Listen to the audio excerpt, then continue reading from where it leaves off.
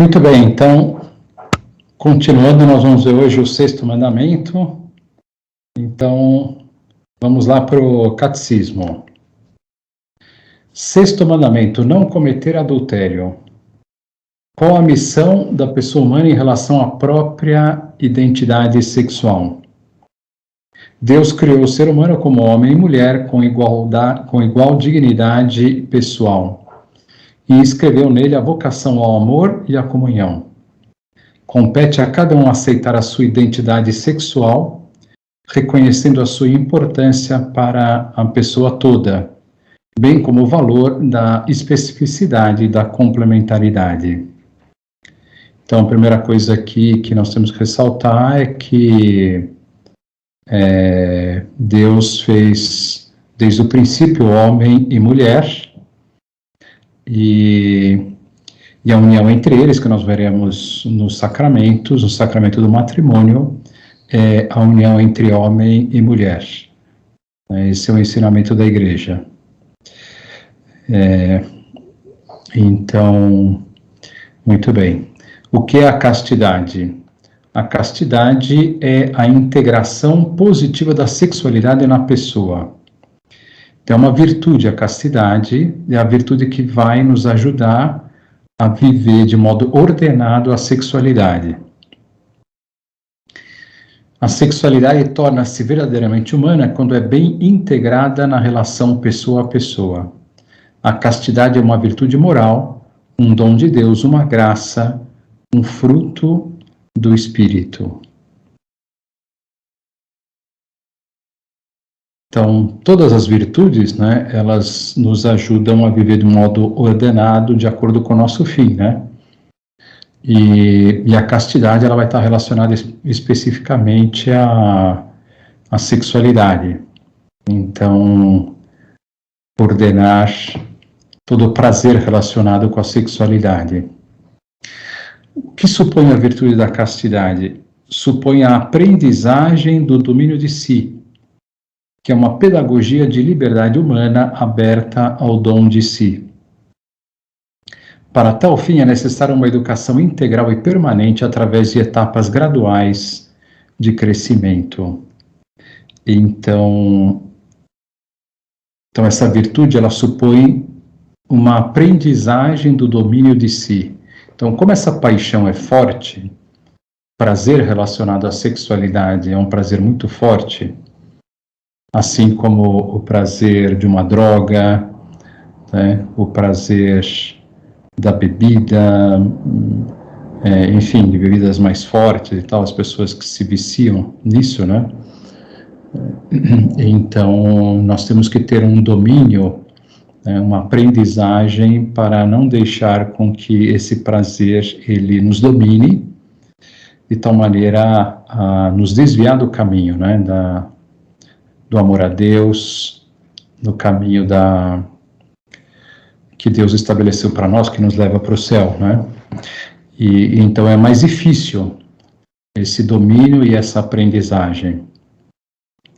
Daí também que, vamos dizer assim, se a gente pegar os 10 mandamentos, o grande problema, assim, com relação a eles é o sexto mandamento. Muitas pessoas vão dizer que não concordam, que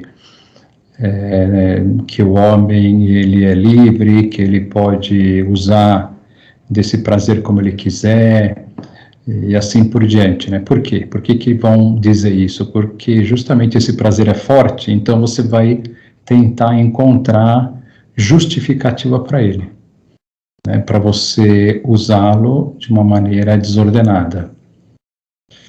Então, de fato, precisa aqui da graça de Deus, precisa da união com Deus para nós entendermos o sentido da sexualidade e a usarmos devidamente, E com o pecado original, nós ficamos mais vulneráveis, nós não temos esse domínio das paixões, como tinham os nossos pais, Adão e Eva. E como essa paixão é forte, então realmente é uma luta mesmo adquirir essa virtude. São numerosos, então vamos ver aqui, Quais os meios que ajudam a viver a castidade? São numerosos os meios à disposição. A graça de Deus. Então, qual a ajuda que a gente tem para viver essa virtude? A graça de Deus, a ajuda dos sacramentos, a oração, o conhecimento de si, a prática de uma ascese adaptada às situações de uma luta aqui, né? Adaptada às situações que nós vivemos, o exercício das virtudes morais, em particular da virtude da temperança. A virtude da temperança é aquela que modera o prazer, né? É que também nos ajuda, então é como se fosse, a castidade fosse uma parte da temperança, porque a temperança ela vai ajudar a moderar todo o prazer, colocar no seu devido lugar, né? E a castidade é um prazer específico, né? Então, em particular, a virtude da temperança que procura fazer com que as paixões sejam guiadas pela razão. Interessante isso, né? A razão é que deve, porque a razão é que vê o bem, né?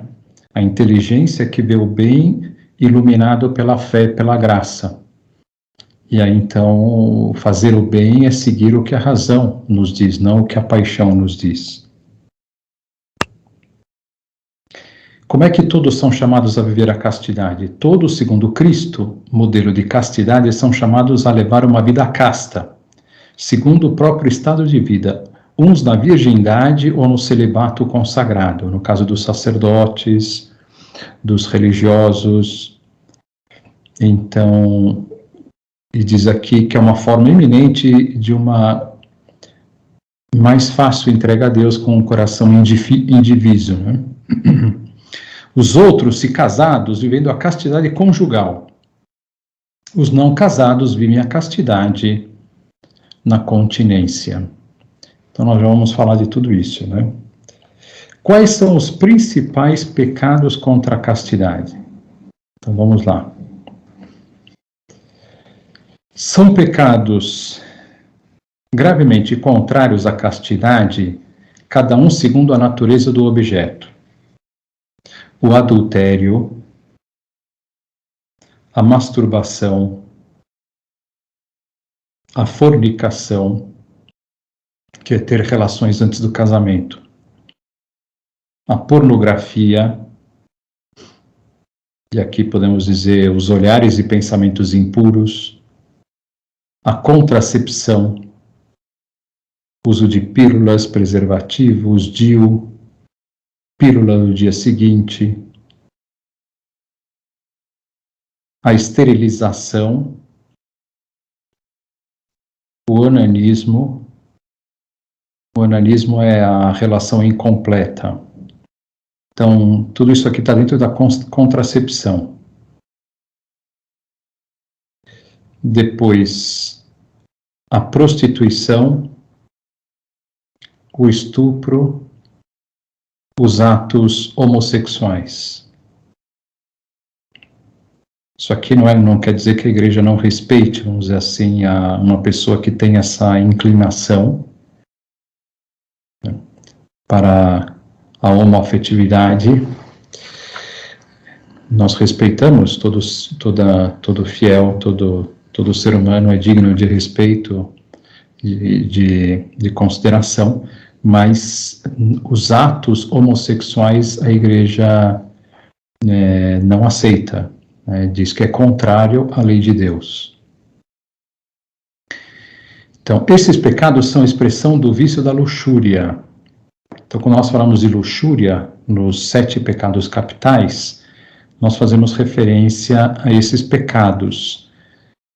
É interessante que a palavra luxúria, ela tem a mesma raiz de luxo.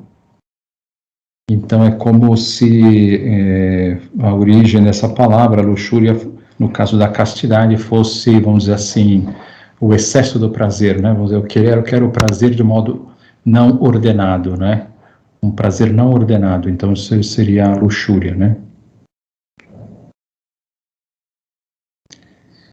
Então, esses pecados contra a castidade cometidos contra os menores são atentados ainda mais graves contra a sua integridade física e moral. Então, a igreja, ela diz que, lembra que a gente falava de 3 elementos para a moralidade? de uma ação, o objeto, o fim e as circunstâncias. Então, a Igreja diz que o objeto da castidade, né, os atos, né, relacionados à castidade, à sexualidade, são matéria grave. Então, para ser um pecado grave, vai depender, então, só de ter pleno conhecimento e pleno consentimento. Mas a matéria sempre é grave com relação à sexualidade. E é grave por quê? Porque vai na contramão do amor. Porque se eu me deixo levar pelo prazer e uso de modo desordenado esse prazer, o que eu estou querendo é a posse, né, do outro, é o usufruto do outro, e é totalmente contrário ao amor. O amor não é usufruto, né? O amor é doação, é entrega. Então, no fundo, é um egoísmo, né, e que você pode estar alimentando, né, o egoísmo da sexualidade, vamos dizer assim, né?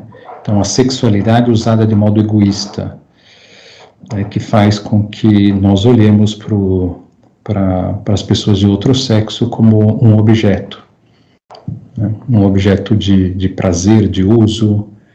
Então, realmente é muito grave, porque nós fomos feitos para o amor, né? E aqui, uma pessoa que se deixa levar por isso vai no sentido contrário ao amor.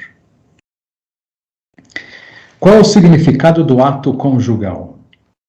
O ato conjugal tem um duplo significado: unitivo e procriador. Então, a união, né, esponsal, ela é uma união que leva, né, a união entre eles, né, a mútua doação dos esposos e a procriação, a abertura, a transmissão da vida.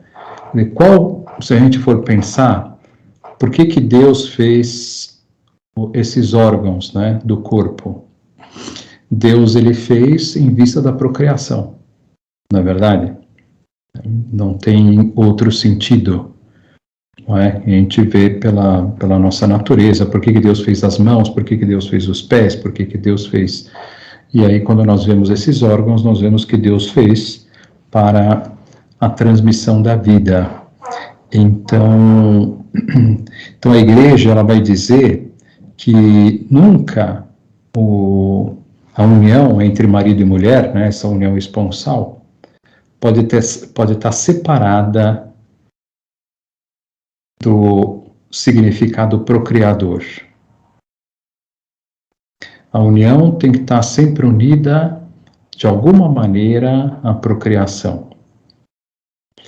Ninguém deve quebrar a conexão inquebrantável que Deus quis entre os dois significados do ato conjugal, excluindo um deles. Então, eu não vou querer, né, o significado procriador, eu não vou querer a procriação, a geração, e vou ficar só com a união, ou só com o prazer, né?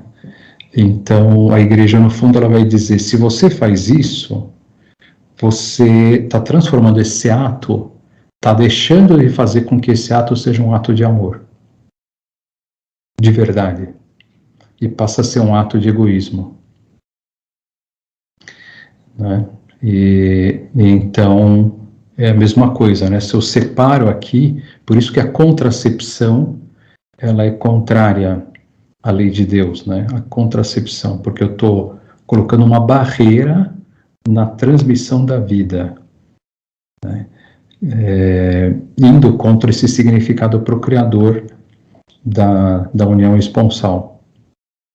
Só quando tem esse significado, né, quando tem essa abertura, né, total, né, ao meu amor, né, por essa pessoa, é que esse ato vai ser um ato legítimo de amor. Então vamos entender um pouco melhor. Isso aqui talvez seja uma das coisas mais difíceis de entender, né? Porque, como eu já disse, as pessoas vão querer justificar, de alguma maneira, o prazer da sexualidade sem a geração, né? Sem a procriação. Então, o famoso sexo seguro, né? Fazer sexo seguro, que as pessoas dizem aí, né? E a gente vai ver já pelo que a gente vê na sociedade, que isso causa inúmeras anomalias, né? Inúmeras coisas daninhas, né? Como, por exemplo, você vê lá, não sei, né? A gravidez de adolescentes, né? De crianças lá que estão sexualizadas, né? Quer dizer, você fala muito do prazer da sexualidade, do prazer da sexualidade, e então isso acaba acontecendo, né?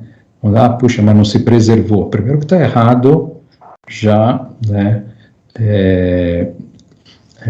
Ter essa relação antes do casamento, né? Então a igreja fala que está errado ter antes do casamento. Ela é ordenada quando é dentro do casamento. E já vamos ver também por quê. Porque justamente quando a gente faz antes,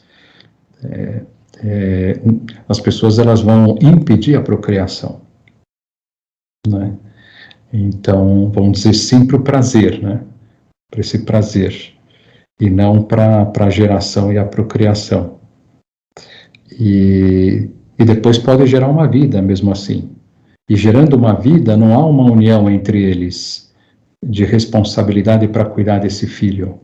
Por isso até que o casamento ele é exigido pela sociedade. É um direito, né? Tem o direito e os deveres quando nasce um filho, né? Então tem que ter, o próprio Estado exige o casamento civil para que haja essa estabilidade, né? Na educação de um filho, né? Na manutenção dessa vida, né? De levá-lo para frente e tudo, né? Então Deus ele quer que justamente, né? A ordem como Deus estabeleceu é que esse ato ele seja dentro do âmbito do matrimônio. Então, por que não se pode separar o significado unitivo do procriador? Por que não se pode realizar a contracepção e masturbar-se? Então, vamos lá. Primeiro, porque todo prazer está associado a um bem. E o bem é o mais importante a ser buscado. Então, vamos ver como Deus fez as coisas, né? Deus, ele, para as necessidades básicas, para as funções básicas da vida e da manutenção da vida, Deus deu um prazer associado a um bem. Então, Deus deu o prazer da comida para que eu me alimente o necessário. Senão, eu não me alimentaria aquilo que eu não daria ao meu corpo o que ele necessita. Se eu não tivesse um prazer associado a isso, eu poderia descuidar, poderia, enfim, né, ficar desnutrido e assim por diante. Então, Deus deu um prazer com relação à bebida também. Para quê? Para que eu tome a bebida necessária para o meu corpo. Deus deu um prazer associado à sexualidade. Por quê? Porque Deus ele deseja a procriação e que venham todas essas almas ao mundo que ele deseja que venham a existir e que um dia estejam com ele no céu. E sendo que a vida humana comporta uma grande responsabilidade, uma dificuldade, né? Não é simples, vamos dizer assim, né? Ter um filho e cuidar desse filho, então poderia ser comum se não houvesse esse prazer que as pessoas não gerassem vidas. Então Deus deu um prazer associado a este bem. Então, o que é o mais importante, o prazer ou o bem? O bem. Né? O que Deus quer é o bem. Né? E deu um prazer para nos ser um empurrão para buscarmos o bem. Então, eu não posso quebrar essa união entre o prazer e o bem. Né? Então, eu não quero o bem que vem, né, dessa ação, mas eu quero só o prazer. Então, vamos lá. Ó. Ora, o sentido do prazer é incentivar a busca do bem. Prazer da bebida. Se ele não existisse, não beberíamos o suficiente para manter o corpo hidratado. Prazer da comida. Se ele não existisse, não comeríamos o suficiente para alimentar o nosso corpo. O prazer é, portanto, um auxílio e não um fim. O que acontece se coloca o prazer como fim ao invés do bem? Como ele não foi feito para isso, muitas coisas negativas virão daí. Primeiro, me tornarei escravo dele. Qualquer prazer que eu coloco como fim, ele vai me escravizar. Porque o prazer, ele nos domina, ele nos cega, ele não é racional, né? Ele quer, né, mais, né, e passar a razoabilidade da razão, né? E o prazer pede prazer. E aí você vai ficando completamente, como uma pessoa, imagina uma pessoa que é alcoólatra, né, completamente escravo da bebida, e é triste, né? Você vê uma pessoa que se tornou escravo, e aqui, ó, outra coisa que eu vou dizer, eu me torno escravo de uma realidade inferior à natureza humana. Quer dizer, a natureza humana tem uma dignidade altíssima, né? Só humanamente falando, já é muito mais nobre, muito mais rica do que uma bebida, do que uma comida, do que uma excitação física, como o prazer sexual, do que o dinheiro, né? E eu me torno escravo de realidades inferiores a mim. Tornando-me escravo, arruinarei muitas coisas: a saúde, a família, o patrimônio. Depois, todo prazer pede mais prazer. É uma bola de neve que não tem fim. Para buscá-lo, não terei nenhum escrúpulo em instrumentalizar as pessoas. Então, como o prazer, não o bem, passa a ser o fim, né, eu vou fazer de tudo para alcançar esse prazer, mesmo que eu tenha que usar uma pessoa para isso, né? Mesmo que eu tenha que maltratar uma pessoa para isso, mesmo que eu tenha que matar uma pessoa para isso, como acontece, as pessoas que querem riquezas e querem, enfim, né, e não tem escrúpulo até em matar, né, um ser humano para ser mais rico, né, e ter mais posse, mais domínio, ou de alguém que está prejudicando a sua riqueza e que vai, então ele vai lá e mata essa pessoa. Então a gente vai vendo toda a desordem que ocorre quando eu coloco o prazer, né, como fim, né? Portanto, o prazer nunca pode ser um fim em si mesmo, mas sempre subordinado ao bem. Então, com relação à geração, o prazer que está aí é o prazer ligado a um bem, que é a procriação. Então, no caso da contracepção, o que eu faço? Eu digo sim ao prazer e não taxativamente à procriação. Não tenho nenhuma abertura à procriação. Então, esse é o caso do preservativo, da pílula, do DIU, etc. No método natural, se eu uso dos períodos não férteis, né, eu não digo não à criação, mesmo que seja no período infecundo, pois de alguma forma ainda mantenho a união entre o prazer e a procriação. Quer dizer, de alguma forma ainda estou na mão de Deus. É diferente, então as pessoas falam assim, então qual é a diferença entre o método natural, né, para espaçar a gravidez, né, paternidade responsável, que nós dizemos, né, puxa, então não é hora agora de ter um filho. Então eu não vou, a igreja não permite a contracepção, mas ela permite o método natural, permite esse espaçamento, se há motivos graves, nós já vamos ver isso, para que haja esse espaçamento, um motivo grave de dinheiro, financeiro, de espaço físico, de doença de um dos cônjuges, que o normal é que a família seja generosa em ter filhos, e ter os filhos que Deus deseja, né? Também é uma outra forma de egoísmo ter aquele Hoje o filho é uma espécie assim de elemento da autorrealização de uma pessoa. Para eu me autorrealizar, para eu me tornar feliz, eu preciso ter um filho. Então está totalmente invertido ao sentido do ser humano de acordo com Deus. A vida é um dom, né? A vida é um dom, não é um direito. O direito a ter vida, e não é para mim, né? A vida humana não é para mim. A vida humana eu sou administrador dessa vida humana, eu não sou dono de nenhuma vida humana, né? Deus, ele nos dá essa oportunidade maravilhosa de cuidar de um ser humano que é dele, né? Na verdade é de Deus, todo ser humano, né? Então hoje, para as pessoas terem filhos, elas fazem o que for, né?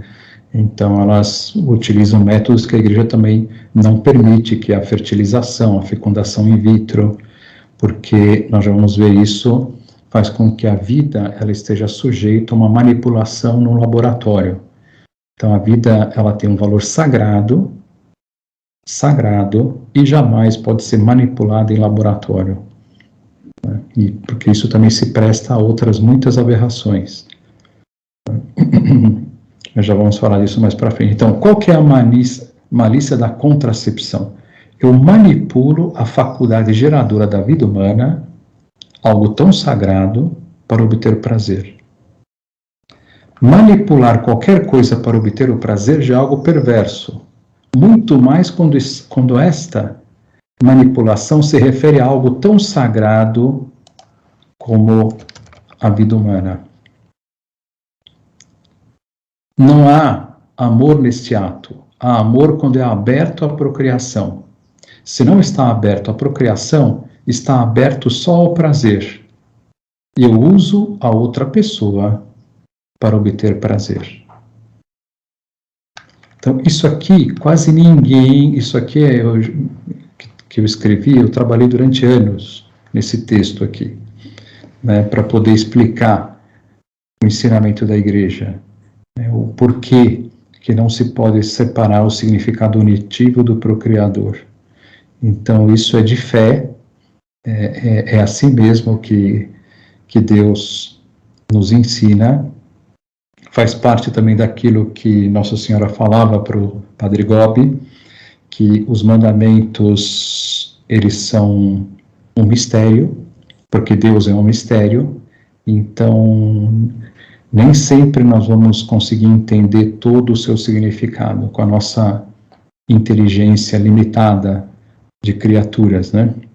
Então nós temos que confiar. Mas aqui a gente faz todo o trabalho de tentar ver a lógica por trás desse ensinamento de Deus.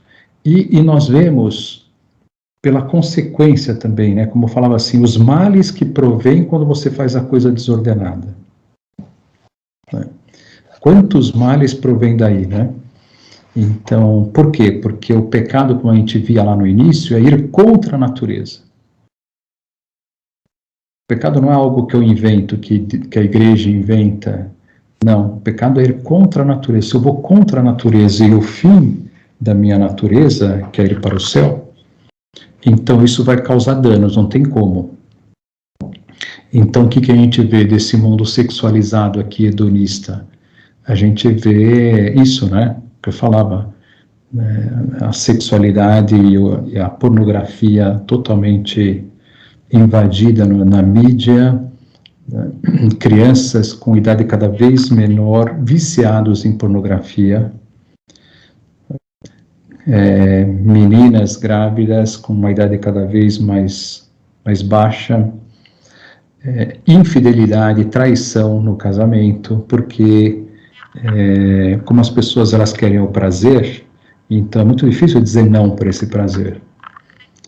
E as possibilidades, a oferta não falta no mercado, vamos dizer assim, na verdade. Então, é natural que a esposa, o marido vai envelhecendo e não sei o quê, e se é prazer, é lógico que eu vou sentir muito mais com uma pessoa mais jovem,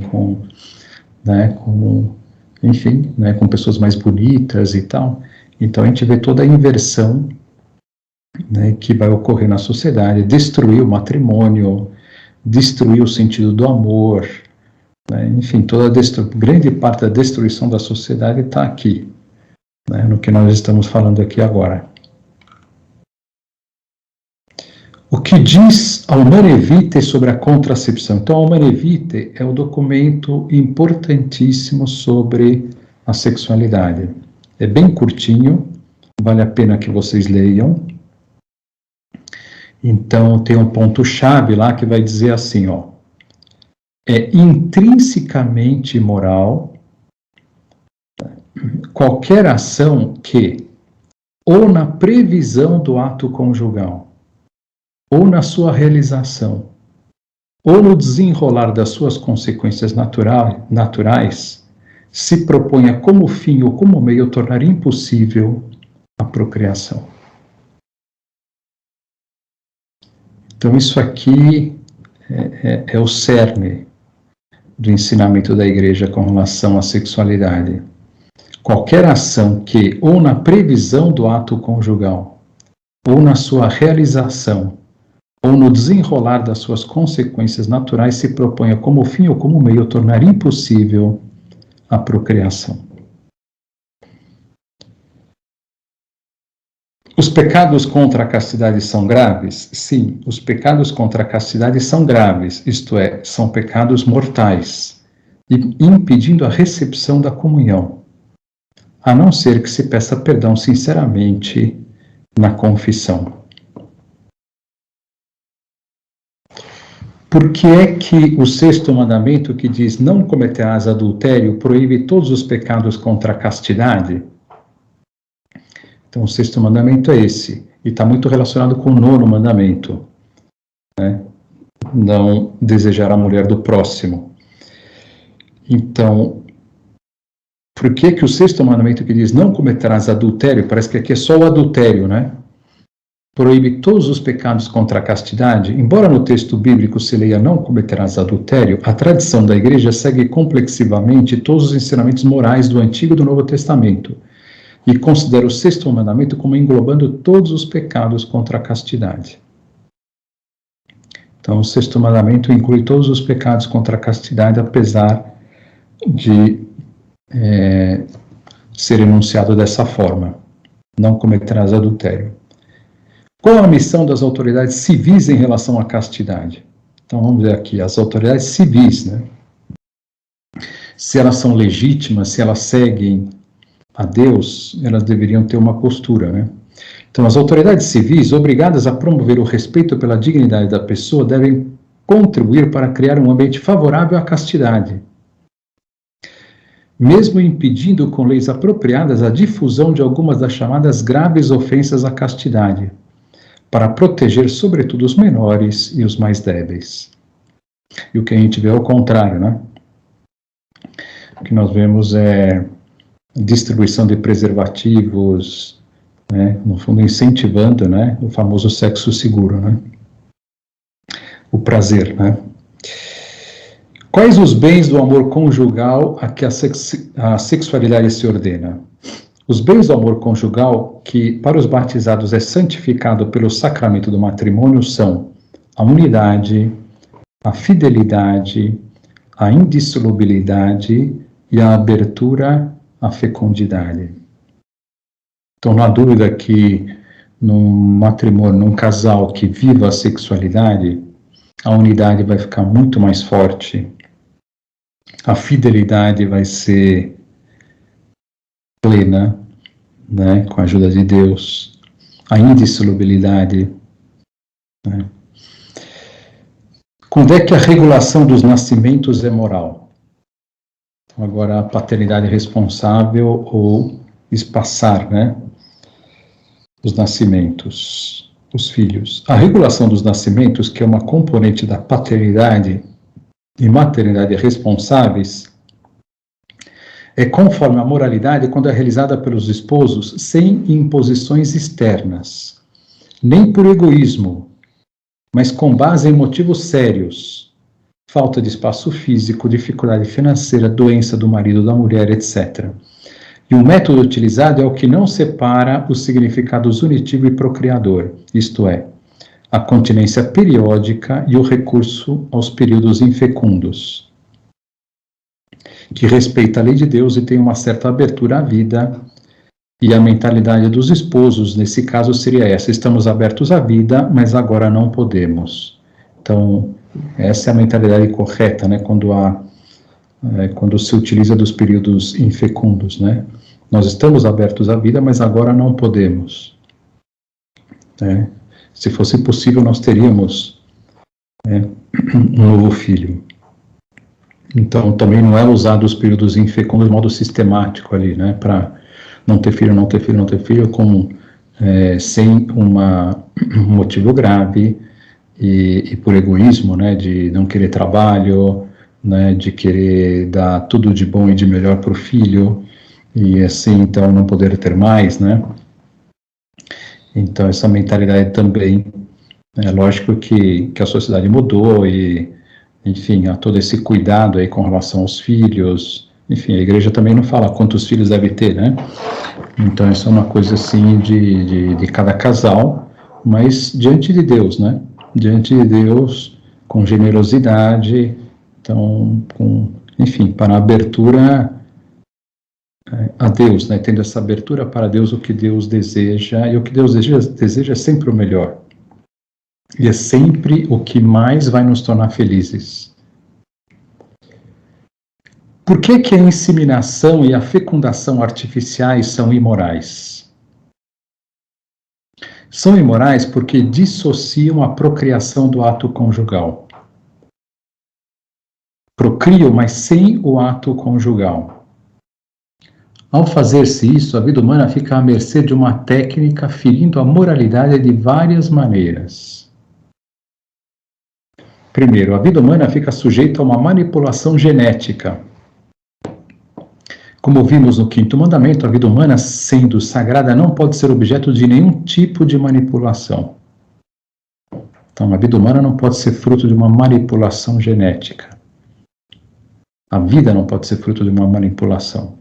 Além disso, a inseminação e a fecundação heteróloga, com recurso a técnicas que envolvem uma pessoa estranha ao casal dos esposos, prejudica o direito do filho a nascer de um pai e de uma mãe conhecidos por ele, ligados entre si pelo matrimônio. Então, pode acontecer isso, né? A fecundação heteróloga, que nós dizemos, né? Quando envolve uma pessoa estranha ao casal. Além disso, também é comum produzir vários embriões e congelar alguns deles, e descartar os menos aptos, atentando gravemente contra a vida humana. Então você imagina, né? Tem um embrião, uma vida que foi gerada e agora está sendo congelada. Né? Isso é, né, totalmente contrário, né, à dignidade da vida humana, à sacralidade da vida. Também sabe-se que os embriões congelados ou descartados acabam sendo utilizados para outro fim.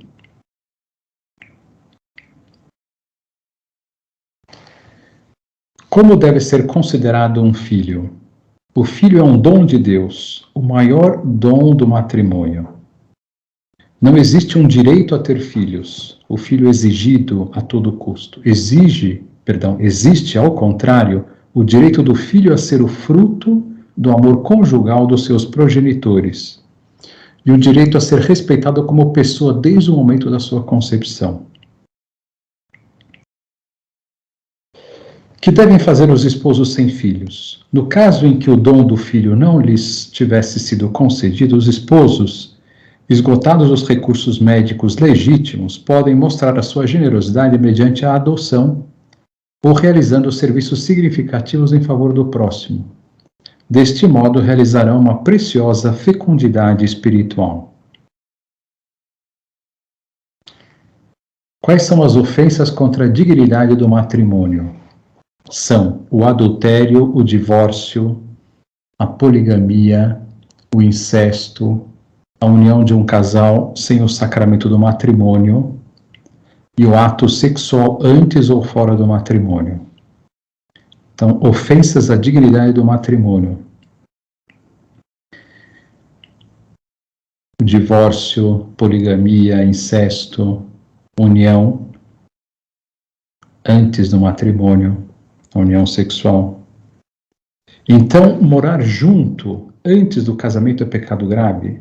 Morar junto antes do casamento é atentar contra o sexto mandamento, colocando-se em risco de ofender gravemente a Deus. E um cristão deve pensar assim, antes a morte do que o pecado mortal. Então também é outra realidade hoje na sociedade que deixou de ser vivida, né? As pessoas vão morar juntas e pronto, né?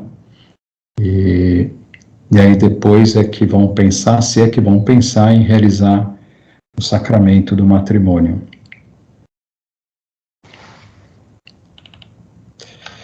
E por que a fornicação, ter relações antes do casamento, é pecado grave? Por vários motivos. Porque pode gerar um filho e é necessário ter pais com uma união estável para cuidar e educar este filho.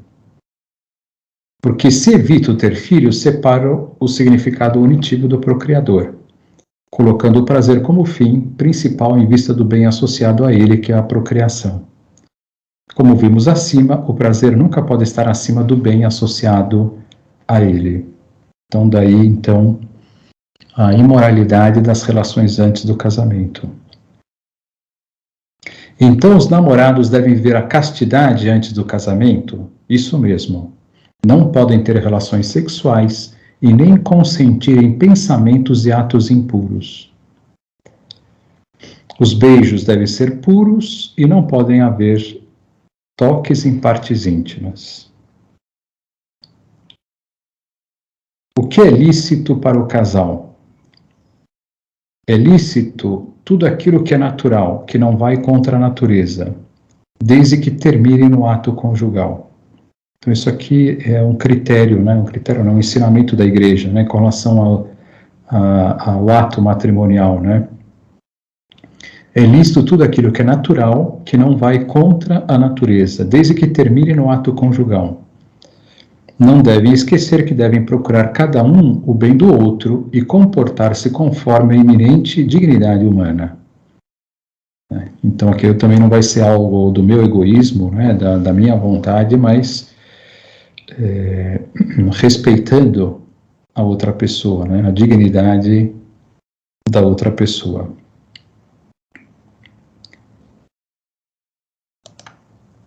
Puxa, olha, e aí? Para pensar bastante, não é?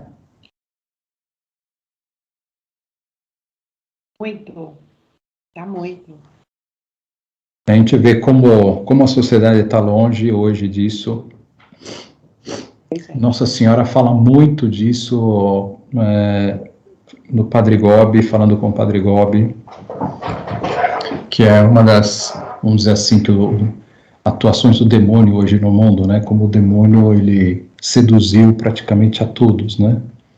E uma das formas de sedução é essa da sexualidade. E como ele está destruindo, né? Diz que a última destruição do demônio é a destruição da família, né? A última batalha dele é destruir toda a família.